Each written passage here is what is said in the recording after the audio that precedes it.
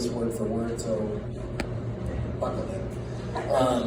Many of you were with us 20 years and 2 days ago, at the Holy Ghost Church, just a couple blocks away from here. For reception, we went underneath the tent at Hudson Gardens because there was a snowstorm on September 7th, the night of September 7th. And so we were forced to move under the canopy. And it didn't damper our spirits. Our journey together began with a couple of mystical moments. One of them happened right here. You know what? I'm just going to skip through. I'm just going to.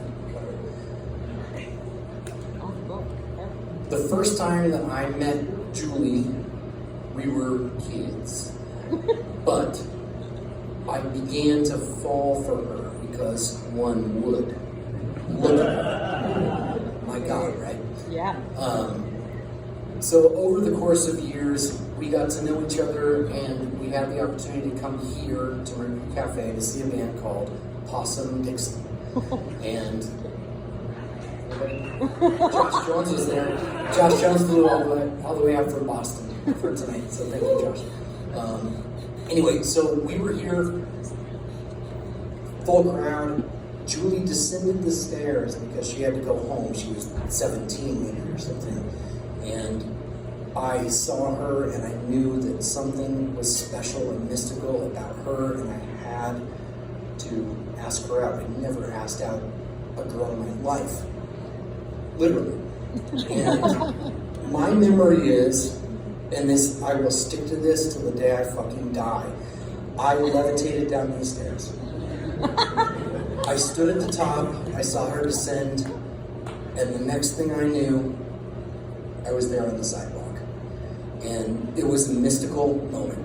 And it sounds corny, but I swear to God, it happened. I levitated down and I was brought to her side. At that time, on this corner, there weren't a bunch of coffee shops and bullshit. Like, good for this neighborhood for doing well.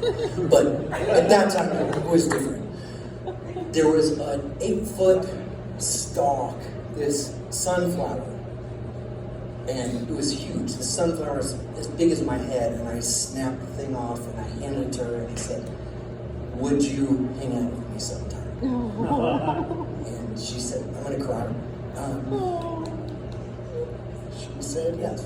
Right? Sorry. It's corny. I've gone off script.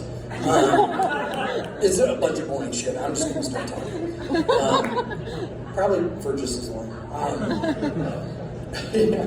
So I gave her this sunflower and I said, "Can we hang out sometime?" She said yes.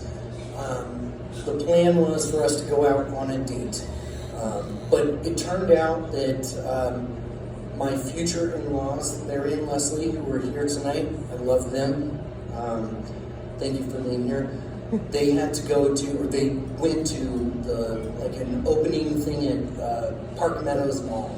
It's like before Park Meadows was open or something. It was like the groundbreaking at Dillard's, or something fun, right? It's suburban fun. Anyway, so because they had to be out, we had to be home with her little brothers, who at the time, Johnny is here. Johnny, there he is. He was like 4 or 5 at the time. Now he's like a 33-year-old, very single, very handsome, very successful young man. If anybody's interested. But at the time, he was a little guy. It's shocking to have grown up with him. Anyway, we had to go to her house, and that was fine with me. It was just fine because I just got to spend time with this girl. The second mystical thing that happened, and again, this sounds corny, but we spent the night hanging out, talking, getting friendly, painting each other's fingernails, as Julie said. And when we walked out, when Larry and Leslie came home, it was like, "Okay, young man's involved, you can leave now." We went out to the porch, and Julie turned to me at the front door, and she said, "Well, this is the porch moment," which is very sweet. And a shooting star shot across the sky as we looked at each other going in for our first kiss. That actually happened.